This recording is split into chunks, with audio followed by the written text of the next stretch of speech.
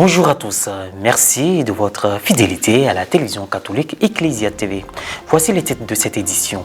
Pour grandir ensemble, en sainteté, le groupe de prière Les Amis de Saint-Joseph ont organisé du 28 au 30 juin 2024 leur retraite annuelle au Grand Séminaire 5 heures de Marie d'Anyama. La journée du samedi a été marquée par des temps de prière et d'enseignement afin de réfléchir au modèle de vie que peut nous offrir Saint-Joseph.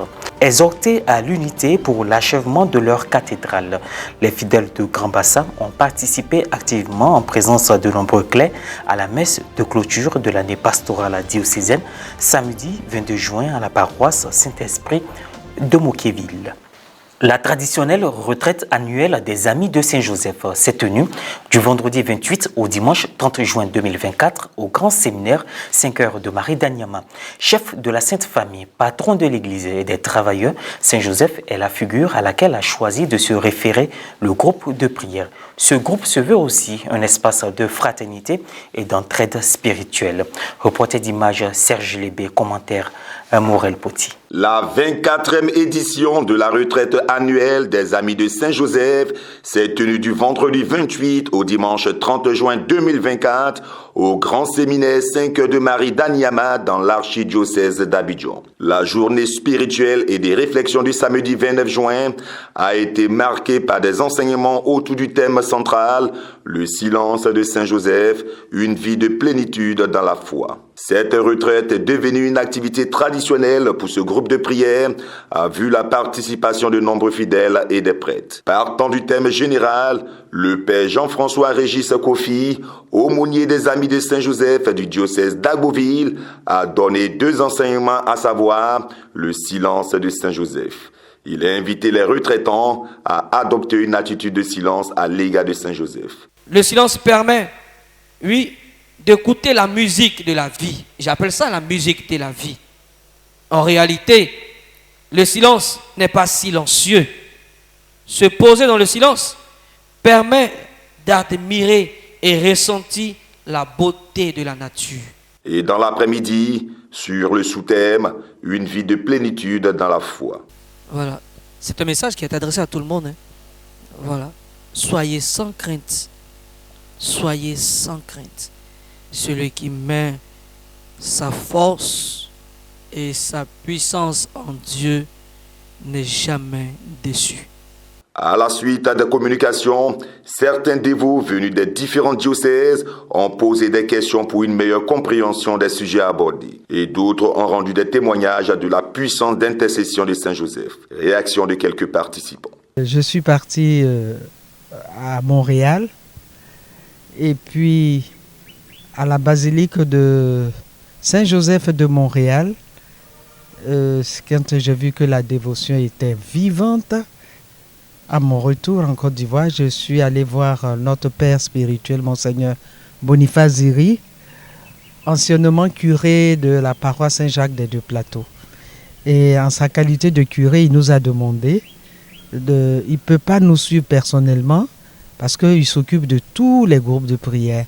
Alors il a dit, écoute, va voir Madame Mbaya et puis vous allez mettre ce petit groupe en place. Et c'est ce qu'on a fait. C'est le lieu de pouvoir se rappeler de tout ce que nous avons commencé avec tous nos dévanciers, les piliers même qui ont installé ce groupe des Amis de Saint-Joseph en Côte d'Ivoire. Nous voulons aussi faire une réflexion sur nos 24 ans d'existence pour bien entamer les 25 ans et avancer dans les pas de Saint-Joseph. Le silence de Saint-Joseph, une plénitude dans la foi. Parler du silence autour du bruit est quelque chose d'important pour nous chrétiens d'aujourd'hui. Le silence est une vertu pour nous qui nous permettra nous aussi de rentrer dans une intimité avec le Seigneur, de mieux comprendre la vie chrétienne, cette vie-là même qui s'enracine dans le silence. C'est dans le silence que Dieu parle à un cœur qui est sensible, à un cœur qui l'écoute. En se référant au thème de cette édition, un temps de silence et de méditation a été observé dans l'après-midi. Les fidèles chrétiens ont adoré Jésus-Christ, présent dans l'hostie consacrée. Ce grand rassemblement spirituel des Amis de Saint-Joseph s'est achevé le dimanche 30 juin dernier par une messe d'action de grâce visant à obtenir la protection de ce grand saint. C'est avec ferveur que la communauté chrétienne catholique du diocèse de Grand Bassam a clôturé samedi 22 juin les activités de l'année pastorale 2023-2024. Impression des participants au thème de cette messe d'action de grâce célébrée à la paroisse Saint-Esprit de Moquéville. Reportage Pierre Richemont, commentaire Maria Bissé. Le samedi 22 juin dernier, le diocèse de Grand Bassam a officiellement clôturé son année pastorale diocésaine 2023-2024 à la paroisse Saint-Esprit de Moquéville. Pour rappel, l'ouverture a eu lieu le 7 octobre 2023 avec pour thème « Dans la joie et dans l'unité, marchons ensemble pour l'achèvement de notre cathédrale ». Durant cette année, les fidèles étaient animés de cet objectif, comme le signifie l'ordinaire du lieu. Que personne ne néglige sa contribution en faveur de la cathédrale.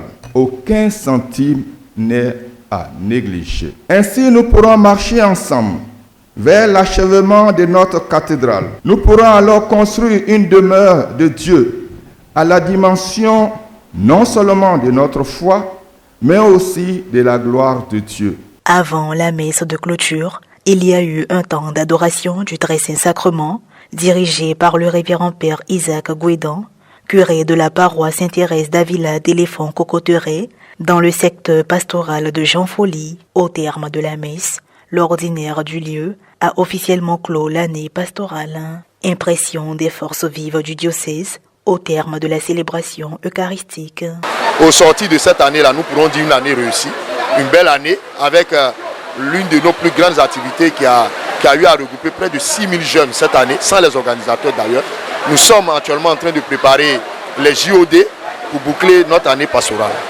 Nous rendons grâce à l'Esprit Saint, qui est notre Saint Patron et qui nous donne la grâce de toujours l'invoquer, de le prier. Voilà, nous avons bien vécu l'année. Nous avons vécu une très bonne année, dans la mesure où toutes nos activités ont été respectées. Avec l'envoi de Monseigneur l'année dernière en mission, nous avons vécu l'année comme il se devait. Toutes nos activités ont été respectées. Et cette année encore, nous avons eu un surplus, celui de permettre de faire la prière des défunts une fois le trimestre.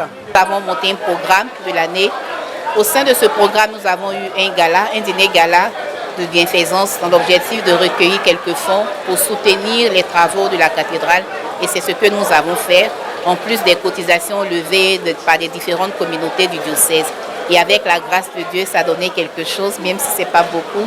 On a pu contribuer à notre manière. À Sainte-Bernadette de Vridy-Canal, nous nous sommes efforcés de partir sur 3 piliers. Les CEB, les communautés ecclésiales de base, parce que c'est l'église dans le quartier, l'église dans la communauté, l'église à proximité. Et c'est ainsi que les CEB ont justement travaillé à relever le défi. Ensuite, le deuxième pilier, c'était les mouvements, groupes et associations. On a essayé de mobiliser chacun pour que sa dévotion prenne le dessus sur son intuition personnelle. Et le troisième pilier, c'était les entreprises, parce que nous avons la chance de nous situer à proximité de la zone portuaire de Vridy-Canal. Et nous travaillons avec les entreprises en vue de nous accompagner dans le processus et de les accompagner elles aussi à réaliser leur travail pastoral, parce que toute activité est d'abord spirituelle. C'est la chose de Dieu avant d'être la chose de l'homme. Quant à l'ordinaire du lieu, il a tenu à adresser ce message aux diocésains et aux amis du diocèse. Le chantier est inachevé, ce n'est pas parce qu'on a arrêté, mais tant qu'il n'y a pas la célébration des premières messes à l'intérieur de la cathédrale, c'est que la construction continue. Alors, comme le dit l'adage, tant que les pieds continuent de marcher, les bras vont continuer de balancer. Et donc, marchons au rythme du chantier, au rythme des travaux de la construction de la cathédrale. C'est une œuvre de Dieu, c'est une œuvre de foi. L'engagement doit continuer. J'appelle chacun à continuer l'engagement, à être fidèle à l'engagement et à répondre à cet appel qui vient de Dieu. Et voilà, ainsi se referme cette édition. Merci de l'avoir suivi. Bonne suite de nos programmes sur Ecclesia TV.